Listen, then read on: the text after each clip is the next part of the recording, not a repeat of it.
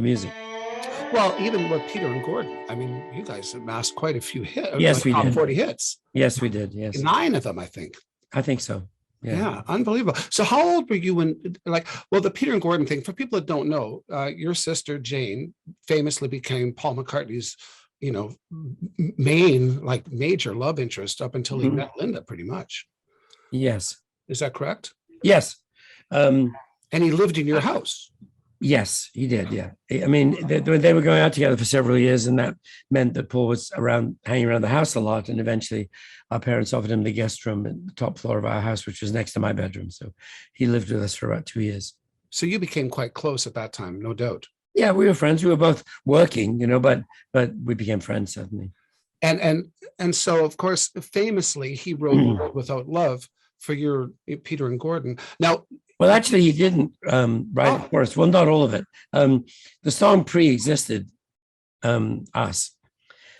I'd heard the song, and it was from Paul, and he explained that it was an unfinished song he'd started some years ago, but John didn't think much of it, and the Beatles weren't going to do it. John thought the lyrics were silly, particularly "Please Lock Me Away."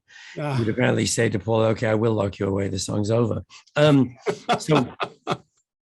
But when we got a record deal, I went back to Paul and said, we have a record deal. We're looking for cool songs. Any chance, whatever happened with that World Without Love song? Did you finish it? Did you do it? And he said, no, we didn't finish it. We didn't record it. So I said, can we have a go at it? And he said, yes. And then he had to finish it by writing the bridge. So I wait, and in a while I will see my true love smile. That bit of the song, of course, which he did. So you could say that perhaps a third of the song was written for us. The rest of the song pre-existed any knowledge Paul had of our existence. And so, how old were you at the start of the Peter and Gordon era? Well, the Peter and Gordon era, when we met at school and started singing together, would be when I was like 17 or 18. The Peter and Gordon era, meaning when we started making records and had hits, would be when I was 20. Okay.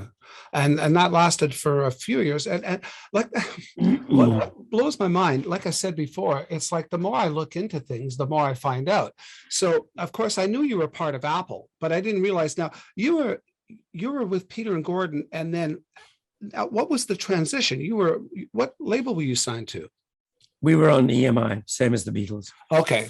And so when you were from Peter and Gordon, and that sort of, I guess, just fizzled, you guys found different paths. And of course, you started working for Apple, but I mean, I'm trying to get the bridge between Peter. We didn't break up as such. We never had a big bust up like the Everleys or anything, no on-stage fights or anything dramatic. But we gradually, Gordon wanted to make some records on his own. I became determined that I wanted to be a record producer, and I wanted to do that. And so I was taking steps in that direction. I'd already produced some records.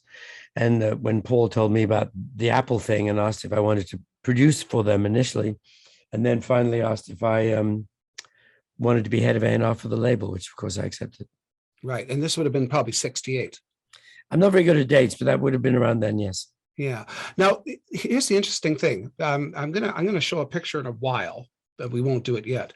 But during that time when Paul and John famously went on the Johnny Carson show in North America and basically said that they'd started this label, and they said that they were looking for talent for Apple. Yeah. A guy that I've been actually writing with for the past couple of years, Barry Greenfield, saved up his money over the course of a month and flew to England and actually went to Apple and auditioned. And he actually had a meeting with, I guess, John and Yoko at the time.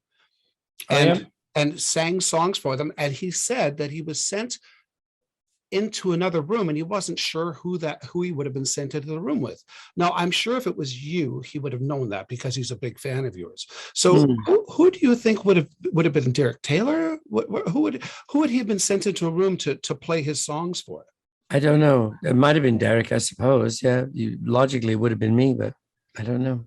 Yeah, and then eventually they offered him a deal, and he didn't want to do it because he only wanted to write songs. They actually wanted to like have him record and sing, and so he gave up on that and then came back to it later. But that's another story. But I just found it amazing that he had so much chutzpah to actually, leave from Vancouver and fly to London as a young guy and just show up on Apple.